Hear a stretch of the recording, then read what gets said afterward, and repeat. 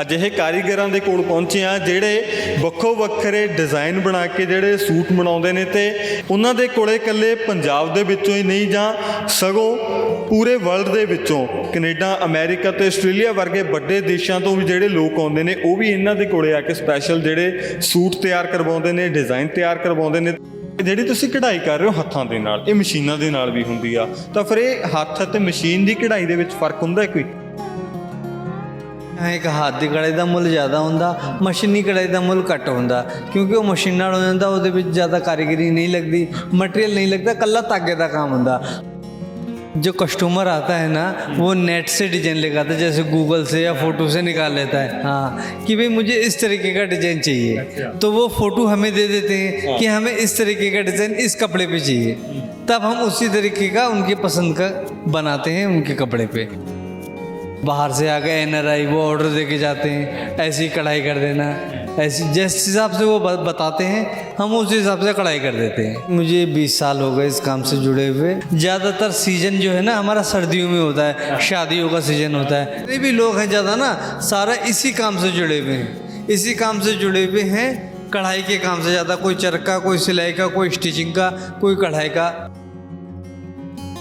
मैं एक सूट 2 दिन का कस्टमर का भाई 1 दिन ਦੇ ਵਿੱਚ ਚਾਹੀਦਾ, ਉਹਦੇ ਵਿੱਚ ਉਸ ਸੂਟ ਦੇ ਵਿੱਚ 2-3 ਕਾਰੀਗਰ ਬਿਠਾ ਕੇ 3 ਦਿਨ ਦਾ ਕੰਮ ਆ ਵੀ 1 ਦਿਨ ਦੇ ਵਿੱਚ ਤਿਆਰ ਕਰਾ ਦਿੰਦੇ। ਘੱਟ ਤੋਂ ਘੱਟ ਕਿੰਨੇ ਕੁ ਦਾ ਹੈ ਨਾ ਰੇਟ ਹੁੰਦਾ ਤੇ ਵੱਧ ਤੋਂ ਵੱਧ ਕਿੱਥੇ ਕੁ ਤੱਕ ਪ੍ਰਾਈਸ ਹੁੰਦਾ ਵਾ ਇਹਨਾਂ ਦਾ? इसका रेट है कि डिज़ाइन के हिसाब से कि जितना भारी डिज़ाइन है उसी हिसाब से मतलब उसका मोल डालते। ਸਭ ਤੋਂ ਮਹਿੰਗਾ ਡਿਜ਼ਾਈਨ ਇੱਥੇ ਕਿਹੜਾ ਵਾ, ਤੁਸੀਂ ਅਗਰ ਉਹ ਦਿਖਾ ਸਕਦੇ ਹੋ ਕਿ ਆਹ ਸਭ ਤੋਂ ਮਹਿੰਗਾ ਡਿਜ਼ਾਈਨ ਪਿਆ ਤੁਹਾਡੇ ਕੋਲੇ? ਬਾਜ਼ਾਰ ਦੇ ਵਿੱਚ ਉਹ ਚੀਜ਼ ਕਿੰਨੇ ਦੀ ਮਿਲੂ, ਤੁਹਾਡੇ ਕੋਲੋਂ किन्ने ਦੀ मिलू? बाजार में मैं आपको सच बताऊं, जो बाज़ार में आपको लहंगा 1 लाख का मिल जाएगा ना, अगर आप यहाँ बनाएंगे किसी भी कारखानदार से, वो कम से कम आपको 2.5 लाख से ऊपर पड़ेगा। जो बाज़ार में लाख रुपए का पड़ेगा वो हमारे पास ज़्यादा से ज़्यादा 75,000 तक का पड़ेगा, जो होलसेल मार्केट है।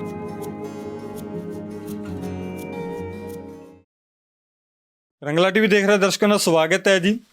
ਅੱਜ ਤੁਹਾਨੂੰ ਇੱਕ ਅਜਿਹੀ ਚੀਜ਼ ਦਿਖਾਵਾਂਗੇ ਜੋ ਸਾਡੇ ਪੰਜਾਬੀ ਸੱਭਿਆਚਾਰ ਦੇ ਨਾਲ ਜੁੜੀ ਹੋਈ ਹੈ। ਪੰਜਾਬੀ ਸੱਭਿਆਚਾਰ ਦੀ ਗੱਲ ਕਰੀਏ ਤਾਂ ਕੁੜੀਆਂ ਦੇ ਲਈ ਖਾਸ ਜਿਹੜੇ ਸੂਟ ਬਣਾਏ ਜਾਂਦੇ ਨੇ, ਔਰ ਸੂਟਾਂ ਦੀ ਜੇਕਰ ਗੱਲ ਕਰੀਏ ਤਾਂ ਹਮੇਸ਼ਾ ਕੁੜੀਆਂ ਨੂੰ ਕਾਫੀ ਜ਼ਿਆਦਾ ਚਾਅ ਹੁੰਦਾ ਹੈ ਤੇ ਉੱਥੇ ਹੀ ਅੱਜ ਕੱਲ੍ਹ ਦਾ ਸਮਾਂ ਹੈ ਜਿਹੜਾ ਨਾ ਉਹ ਵੱਖੋ ਵੱਖਰੇ ਟਰੈਂਡ ਦਾ ਹੈ, ਕਿਉਂਕਿ ਵੱਖੋ ਵੱਖਰੇ ਡਿਜ਼ਾਈਨ ਆਉਂਦੇ ਨੇ ਤਾਂ ਹਰ ਕਿਸੇ ਨੂੰ ਸ਼ੌਂਕ ਹੁੰਦਾ ਹੈ ਕਿ ਉਹ ਵੀ ਵੱਖੋ ਵੱਖਰੇ ਤਰੀਕੇ ਦੇ ਜਿਹੜੇ ਸੂਟ ਪਾਏ। ਤਾਂ ਕੁੜੀਆਂ ਦੇ ਵਿੱਚ ਅਕਸਰ ਦੇਖਿਆ ਕਿ ਸੂਟਾਂ ਨੂੰ ਲੈ ਕੇ ਕਾਫੀ ਜ਼ਿਆਦਾ ਚਾਅ ਹੁੰਦਾ ਹੈ ਤੇ ਅੱਜ ਅਸੀਂ ਅਜਿਹੇ ਕਾਰੀਗਰਾਂ ਦੇ ਕੋਲ ਪਹੁੰਚੇ ਹਾਂ ਜਿਹੜੇ ਵੱਖੋ ਵੱਖਰੇ ਡਿਜ਼ਾਈਨ ਬਣਾ ਕੇ ਜਿਹੜੇ ਸੂਟ ਬਣਾਉਂਦੇ ਨੇ ਤੇ ਉਹਨਾਂ ਦੇ ਕੋਲੇ ਇਕੱਲੇ ਪੰਜਾਬ ਦੇ ਵਿੱਚੋਂ ਹੀ ਨਹੀਂ ਜਾਂ ਸਗੋਂ ਪੂਰੇ ਵਰਲਡ ਦੇ ਵਿੱਚੋਂ ਕੈਨੇਡਾ, ਅਮਰੀਕਾ ਤੇ ਆਸਟ੍ਰੇਲੀਆ ਵਰਗੇ ਵੱਡੇ ਦੇਸ਼ਾਂ ਤੋਂ ਵੀ ਜਿਹੜੇ ਲੋਕ ਆਉਂਦੇ ਨੇ ਉਹ ਵੀ ਇਹਨਾਂ ਦੇ ਕੋਲੇ ਆ ਕੇ ਸਪੈਸ਼ਲ ਜਿਹੜੇ ਸੂਟ ਤਿਆਰ ਕਰਵਾਉਂਦੇ ਨੇ, ਡਿਜ਼ਾਈਨ ਤਿਆਰ ਕਰਵਾਉਂਦੇ ਨੇ। ਤਾਂ ਤੁਹਾਨੂੰ ਇੱਥੇ ਕਾਰੀਗਰ ਹੈ ਜਿਹੜੇ ਉਹ ਨਜ਼ਰ ਆ ਰਹੇ ਹੋਣਗੇ ਕਿ ਕਾਰੀਗਰੀ ਕਰ ਰਹੇ ਨੇ, ਹੱਥਾਂ ਦੇ ਨਾਲ ਸਾਰੇ ਡਿਜ਼ਾਈਨ ਆ ਜਿਹੜੇ ਉਹ ਤਿਆਰ ਕੀਤੇ ਜਾ ਰਹੇ। ਆਪਾਂ ਇਹਨਾਂ ਤੋਂ ਜਾਣਾਂਗੇ ਕਿ ਕੀ ਇਹਦਾ ਪ੍ਰਾਈਸ ਹੁੰਦਾ ਹੈ ਤਾਂ ਕਿੱਥੋਂ ਕਿੱਥੋਂ ਲੋਕ ਇਹਨਾਂ ਕੋਲੇ ਆਉਂਦੇ ਨੇ।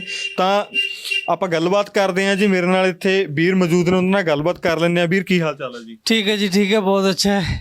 ਤਾਂ ਵੀਰੇ ਜਿਵੇਂ ਮੈਂ ਪਹਿਲਾਂ ਦੱਸਿਆ ਨਾ ਕਿ ਕੁੜੀਆਂ ਨੂੰ ਬਹੁਤ ਜ਼ਿਆਦਾ ਚਾਅ ਹੁੰਦਾ ਨਾ ਕਿ ਡਿਜ਼ਾਈਨਿੰਗ ਸੂਟ ਆ ਜਿਹੜੇ ਆਪਾਂ ਜਿਵੇਂ ਤੁਸੀਂ ਬਣਾ ਰਹੇ ਹੋ ਇਹ ਕੁੜੀਆਂ ਵਾਲੇ ਸੂਟ ਨੇ, ਹੈ ਨਾ? तो नए नए डिज़ाइन चाहिए शादियों में पहनने के लिए, कोई फैशन रह गया। ज़्यादातर सीज़न जो है ना हमारा सर्दियों में होता है, शादियों का सीज़न होता है। गर्मियों में थोड़ा कम ऑफ सीजन हो जाता है, दुकान वाले, शोरूम वाले भी आते हैं, उनके पास भी ग्राहक आते हैं। फिलहाल हमारे पास जो आते हैं तो वो ग्राहक आते हैं, जैसे लुधियाने के लोकल है या बाहर से आ गए NRI, वो ऑर्डर दे के जाते हैं, ऐसी कढ़ाई कर देना, ऐसी जिस हिसाब से वो बताते हैं हम उस हिसाब से कढ़ाई कर देते हैं।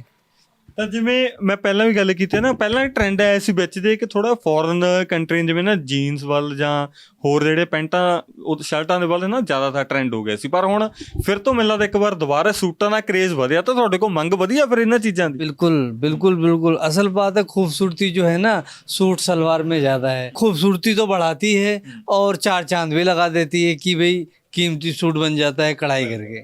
जी। ਤਾਂ ਜਿਵੇਂ ਹੁਣ ਵਿਆਹਾਂ ਦਾ ਸੀਜ਼ਨ ਚੱਲਦਾ, ਤੁਸੀਂ ਪਹਿਲਾਂ ਗੱਲ ਕੀਤੀ ਹੈ ਕਿ NRI ਵਗੈਰਾ ਵੀ ਕਾਫੀ ਆਉਂਦੇ ਆ ਨਾ, ਲੋਕਲ ਵੀ ਆਉਂਦੇ ਆ ਤੇ ਬਾਹਰੋਂ ਵੀ ਆਉਂਦੇ ਆ, ਤਾਂ ਫਿਰ ਕਿੰਨੀ ਕੁ ਡਿਮਾਂਡ ਹੁੰਦੀ ਆ? ਜ਼ਿਆਦਾ ਡਿਮਾਂਡ ਇੱਧਰ ਵਾਲੇ ਕਰਦੇ ਜਾਂ ਫਿਰ ਜਿਹੜੇ NRI ਆਉਂਦੇ ਨੇ ਉਹ ਕਰਦੇ ਆ? देखो जैसे यहाँ पे एक फैमिली के यहाँ एक शादी हुई तो उनके कनाडा से ऑस्ट्रेलिया अमेरिका में रिश्तेदार रहते हैं ना, उनको भी आना पड़ता है कि भी मेरे पिता की शादी है, मेरे पिता की उसकी शादी है, ਬਿਲਕੁਲ ਬਿਲकुल। तो वो लोग आते हैं। अब मान लो एक फैमिली की शादी है तो कम से कम नहीं तो 100 लोग या 50 लोग तो आते ही हैं। उनके लिए भी तो कम से कम नहीं तो एक लेडीज जो है 5-6 कपड़े तो डालना ही होता है। कई बार रिसेप्शन में डालना, शादी में या उसमें बरी में जो होता है, एक शादी में कम से कम 5-6 सूट तो वो बनवाते हैं। बहुत मतलब वो है कि कढ़ाई की डिमांड है। ਅੱਛਾ, ਤਾਂ ਜਿਵੇਂ ਤੁਸੀਂ ਕਿਹਾ ਕਿ ਆਰਡਰ ਦੇ ਉੱਤੇ ਚੀਜ਼ ਬਣਦੀ ਹੈ, ਤਾਂ ਮੈਂ ਇੱਕ ਚੀਜ਼ ਇਹ ਵੀ ਪੁੱਛੂੰਗਾ, ਜਿਵੇਂ ਤੁਸੀਂ ਡਿਜ਼ਾਈਨ ਬਣਾ ਰਹੇ ਹੋ ਹਨਾ, ਤਾਂ ਇਹ ਜਿਹੜੇ ਡਿਜ਼ਾਈਨ ਨੇ ਤੁਸੀਂ ਖੁਦ ਤਿਆਰ ਕਰਦੇ ਹੋ ਜਾਂ ਫਿਰ ਕੋਈ ਕਸਟਮਰ ਆਉਂਦਾ ਉਹ ਆਪਣੀ ਪਸੰਦ ਦਾ ਕੋਈ ਡਿਜ਼ਾਈਨ ਵੀ ਦੱਸ ਕੇ ਜਾਂਦਾ? हाँ ये सही गल है। जो कस्टमर आता है ना वो नेट से डिजाइन लगाता है, जैसे गूगल से या फोटो से निकाल लेता है। हाँ कि भाई मुझे इस तरीके का डिजाइन चाहिए, अच्छा। तो वो फोटो हमें दे देते हैं कि हमें इस तरीके का डिजाइन इस कपड़े पे चाहिए, तब हम उसी तरीके का उनके पसंद का बनाते हैं उनके कपड़े पे। वैसे तो सूट और भी बाजार में बहुत मिलते हैं, लेकिन जो लेडीज की जो डिमांड है ना कि मुझे इस कपड़े पे ऐसा काम चाहिए या शलवार पे या बाजू पे या घेरे पे, वो उन्हीं के ऑर्डर पे बनता है। ਅੱਛਾ, ਜੋ ਪਸੰਦ ਆ, ਜੋ ਕਸਟਮਰ ਚਾਹੁੰਦਾ ਵਾ ਜਿਵੇਂ ਦੀ ਚੀਜ਼, ਤਾਂ ਉਵੇਂ ਦੀ ਬਣਾ ਕੇ ਉਹਨੂੰ ਸਪੈਸ਼ਲ ਤੌਰ ਤੇ ਦਿੰਦੇ बिल्कुल बिल्कुल। वैसे तो बाजार में बहुत सामान मिल जाता है, लेकिन जो ऑर्डर पे बनता है ना वो चीज़ भी अच्छी बनती है, काम भी अच्छा होता है, सारा कुछ बिल्कुल फिट होता है। पर जो पसंद करके जो बनाते हैं ना, प्योर क्रेप हो गई, रॉ सिल्क हो गई, सिल्क हो गई, बहुत महंगे महंगे लेके बनवाते हैं, तो वो बहुत ही अच्छा बनता है कपड़ा, मतलब ऑर्डर पे। ਤਾਂ ਅੱਛਾ, ਇਹਨਾਂ ਦੀ ਕੀਮਤ ਕੀ ਹੁੰਦੀ ਆ? ਕੀ ਕੱਪੜੇ ਦੇ ਹਿਸਾਬ ਨਾਲ ਕੋਈ ਰੇਟ ਵਗੈਰਾ ਲਗਾਉਂਦੇ ਹੋ ਜਾਂ ਕੋਈ ਡਿਜ਼ਾਈਨ ਦੇ ਹਿਸਾਬ ਨਾਲ ਹੁੰਦਾ ਵਾ? ਇਹ ਕੀ ਰੇਟ ਵਗੈਰਾ ਕਿਵੇਂ ਹੁੰਦਾ ਇਹਨਾਂ ਦਾ? इसका रेट तो यही होता है कि डिज़ाइन के हिसाब से, कि जितना भारी डिज़ाइन है उसी हिसाब से मतलब उसका मोल डालते हैं। जैसे कि ट्रेस बनानी हुई, मटेरियल का खर्चा, कारीगर का खर्चा, किराया निकालना होता है तो बहुत औखा, लेकिन इतना है कि बस चल जाता है, बढ़िया से चल जाता है। ਅੱਛਾ, ਜੇ ਰੇਟ ਦਾ ਮੈਂ ਪੁੱਛੂੰਗਾ ਇੱਥੇ ਜ਼ਰੂਰ ਇੱਕ ਪੁਆਇੰਟ ਥੋੜਾ ਜਿਹਾ, ਕਿ ਘੱਟ ਤੋਂ ਘੱਟ ਕਿੰਨੇ ਕੁ ਦਾ ਹਨਾ ਰੇਟ ਹੁੰਦਾ ਤੇ ਵੱਧ ਤੋਂ ਵੱਧ ਕਿੱਥੇ ਕੁ ਤੱਕ ਪ੍ਰਾਈਸ ਹੁੰਦਾ ਵਾ? ਘੱਟੋ ਘੱਟ ਹਲਕੇ ਤੋਂ ਹਲਕਾ ਕੰਮ ਜੇ ਕਰਾਓਗੇ ਨਾ ਤਾਂ 1500 ਤੋਂ ਲੈ ਕੇ 2000 ਦੇ ਵਿੱਚ ਵਿੱਚ, मतलब हल्का काम होगा, जिਵੇਂ ਸਿੰਪਲ ਗਲਾ ਹੋ ਗਿਆ, ਬਾਹਾਂ ਹੋ ਗਿਆ, ਮਾੜੀ ਮਾੜੀ ਬੂਟੀ ਹੋ ਗਈ, ਤੇ ਘੱਟੋ ਘੱਟ ਨਹੀਂ ਤਾਂ ਬਾਕੀ ਤੁਸੀਂ 1500 2000 ਤੋਂ ਉੱਤੇ ਜਿੰਨਾ ਮਰਜ਼ੀ ਤੁਸੀਂ ਲੈ ਕੇ ਜਾਓ, ਚਾਹੇ 50000 ਚਾਹੇ 10000 5000, ਯਾਨੀ ਕਿ ਜਿੰਨਾ ਭਾਰਾ ਬਣਾਓਗੇ ਤੁਸੀਂ ਉਨੇ ਹੀ ਪੈਸੇ ਲੱਗਣੇ। ਜਿਵੇਂ ਰੇਟ ਦੀ ਵੀਰੇ ਤੁਸੀਂ ਗੱਲ ਕੀਤੀ ਤਾਂ ਜਿਵੇਂ ਇੱਥੇ ਕਾਫੀ ਸੂਟ ਵੀ ਹੈ ਨਾ ਪਿਆ, ਤਾਂ ਮੈਨੂੰ ਤਿਆਰ ਕੀਤੇ ਜਿਹੜੇ ਉਹਨਾਂ 'ਚ ਕੁਝ ਦਿਖਾ ਸਕਦੇ ਹੋ ਕਿੰਨੇ ਕੁ ਦਾ ਕੀ ਤਿਆਰ ਕੀਤਾ ਹੈ? ਜਿਵੇਂ जी देखिए ये सब हमने तैयार किया हुआ माल है, मतलब सैंपल कस्टमर को दिखाने के लिए। जैसे कि ये मान लीजिए हमने ये सैंपल तैयार किया है दिखाने के लिए। कुछ कस्टमर जो है फोटो भी दिखाते हैं कि मुझे इस तरीके का चाहिए, देखिए जैसे ये सारा वर्क किया हुआ है। ਕਾਫੀ ਵੱਖੋ ਵੱਖਰੇ ਜਿਹੜੇ ਟ੍ਰੈਂਡ ਦੇ ਹਿਸਾਬ ਨਾਲ ਤੁਸੀਂ ਮੈਨੂੰ ਲੱਗਦਾ ਸੂਟ ਬਣਾ ਰਹੇ ਹੋ ਨਾ ਇਸ ਤਰੀਕੇ ਨਾਲ। बिल्कुल। ਜੀ, ਤਾਂ ਇੱਕ ਚੀਜ਼ ਇਹ ਵੀ ਹੈ ਕਿ ਜਿਵੇਂ ਆਪਾਂ ਦੇਖਦੇ ਹਾਂ ਜਿਹੜੀ ਤੁਸੀਂ ਕਢਾਈ ਕਰ ਰਹੇ ਹੋ ਹੱਥਾਂ ਦੇ ਨਾਲ, ਇਹ ਮਸ਼ੀਨਾਂ ਦੇ ਨਾਲ ਵੀ ਹੁੰਦੀ ਆ, ਤਾਂ ਫਿਰ ਇਹ ਹੱਥ ਅਤੇ ਮਸ਼ੀਨ ਦੀ ਕਢਾਈ ਦੇ ਵਿੱਚ ਫਰਕ ਹੁੰਦਾ ਹੈ? ਕੋਈ ਕੱਪੜੇ ਦੇ ਉੱਤੇ ਕੋਈ ਅਸਰ ਪੈਂਦਾ ਜਾਂ ਕਢਾਈ ਦੇ ਵਿੱਚ ਕੋਈ ਫਰਕ ਪੈਂਦਾ ਇਹਨਾਂ ਚੀਜ਼ਾਂ ਦਾ? नहीं इससे ये चीज़ों का कोई फर्क नहीं पैंदा, चाहे कस्टमर मशीन दा करा के ਉਹ ਪਾ ਲਵੇ, ਚਾਹੇ ਇੱਕ ਹੱਥ ਦੀ ਕਢਾਈ ਦਾ ਮੁੱਲ ਜ਼ਿਆਦਾ ਹੁੰਦਾ, ਮਸ਼ੀਨੀ ਕਢਾਈ ਦਾ ਮੁੱਲ ਘੱਟ ਹੁੰਦਾ, ਕਿਉਂਕਿ ਉਹ ਮਸ਼ੀਨ ਨਾਲ ਹੋ ਜਾਂਦਾ, ਉਹਦੇ ਵਿੱਚ ਜ਼ਿਆਦਾ ਕਾਰੀਗਰੀ ਨਹੀਂ ਲੱਗਦੀ, ਮਟੀਰੀਅਲ ਨਹੀਂ ਲੱਗਦਾ, ਕੱਲਾ ਧਾਗੇ ਦਾ ਕੰਮ ਹੁੰਦਾ। ਹੱਥ ਦੀ ਕਢਾਈ ਦੇ ਨਾਲ ਉਹਦਾ ਦਬਕਾ, ਕਰਦਾਨਾ, ਮੋਤੀ, ਸਿੱਪੀ ਸਾਰਾ ਕੁਝ ਲਾਣਾ ਪੈਂਦਾ, ਉਹ ਵਿਆਹ ਸ਼ਾਦੀਆਂ 'ਚ ਹੀ ਪੈਂਦਾ। ਮਤਲਬ ਮਸ਼ੀਨੀ ਕਢਾਈ ਵਿਆਹ ਸ਼ਾਦੀਆਂ 'ਚ ਘੱਟ ਪੈਂਦਾ, ਉਹ ਆਮ ਪਾਉਣ ਲਈ, ਰੂਟੀਨ ਵਿੱਚ ਪਾਉਣ ਲਈ ਮਤਲਬ ਕਰਾਉਂਦੇ ਨੇ ਕਸਟਮਰ।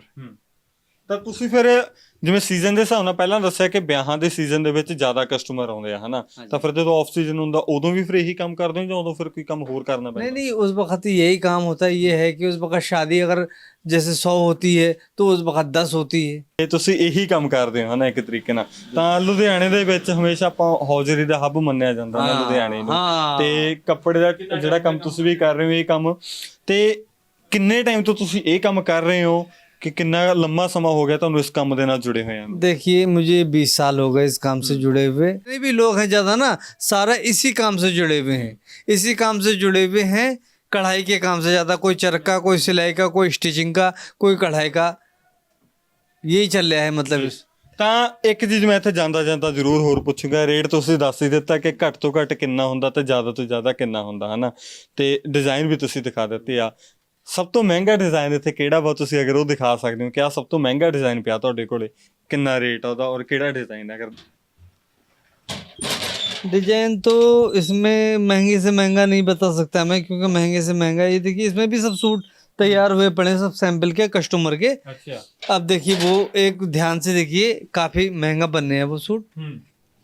फ्रंट हाँ, फ्रंट बूटे का भी ले लीजिए, देखिए कि कैसी कढ़ाई हो रही है, कितनी मतलब जानदार कढ़ाई हो रही है। मेहनत भी काफी लगती है, बहुत बहुत। इसमें आंखों का काम ज्यादा, पर क्या करे, पेट पालने के लिए तो चलो भाई हर किसी का रोजगार है।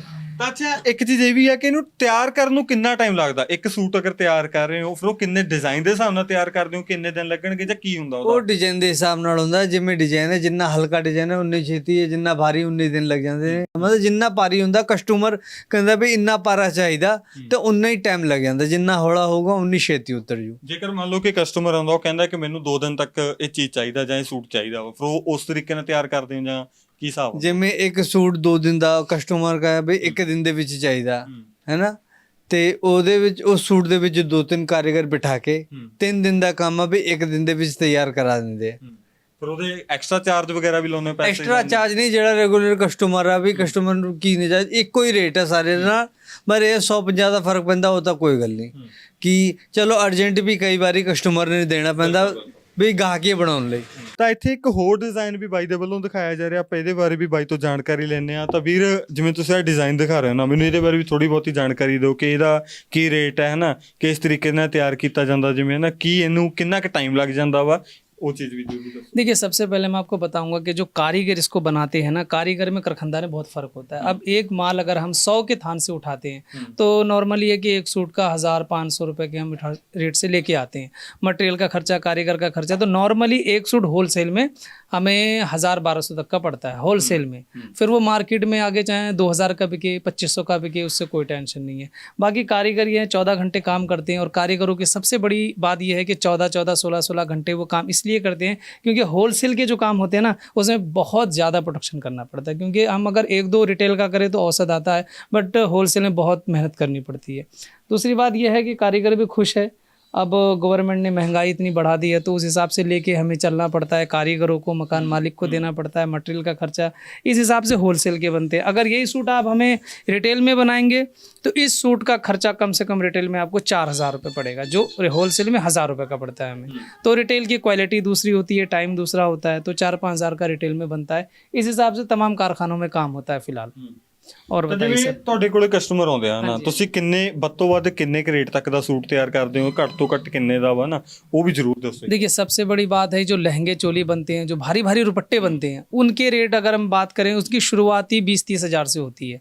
अब लास्ट अगर हम बनाते हैं तो कोई 40 हज़ार, कोई 1.5 लाख, 2.5 लाख। लहंगे जो हैं 3, 3.5, 4 लाख का तो नॉर्मली भी लोग अगर चाहें तो बना सकते हैं, वैसे 1.5-2 लाख तो नॉर्मल से नॉर्मल है। ਜੇ ਮੈਂ ਬਾਜ਼ਾਰ ਦੇ ਨਾਲ ਕੰਪੈਰੀਜ਼ਨ ਕਰਾਂ ਕਿ ਬਾਜ਼ਾਰ ਦੇ ਵਿੱਚ ਮੰਨ ਲਓ ਤੁਸੀਂ ਇੱਕ ਚੀਜ਼ ਤਿਆਰ ਕਰ ਰਹੇ ਹੋ ਹਨਾ, ਕੋਈ ਵੀ ਕੱਪੜਾ ਮੰਨ ਲਓ ਭਾਵੇਂ ਕਸਟਮਰ ਦੇ ਰਹੇ ਜਾਂ ਤੁਸੀਂ ਖੁਦ ਵਰਤ ਰਹੇ ਹੋ, ਬਾਜ਼ਾਰ ਦੇ ਵਿੱਚ ਉਹ ਚੀਜ਼ ਕਿੰਨੇ ਦੀ ਮਿਲੂ, ਤੁਹਾਡੇ ਕੋਲੋਂ ਕਿੰਨੇ ਦੀ ਮਿਲੂ? ਉਹ बाजार मैं आपको सच बताऊं, जो बाजार में आपको लहंगा 1 लाख का मिल जाएगा ना, अगर आप यहाँ बनाएंगे किसी भी कारखानदार से, वो कम से कम आपको 2.5 लाख से ऊपर पड़ेगा आपको। इसकी वजह सबसे बड़ी ये है।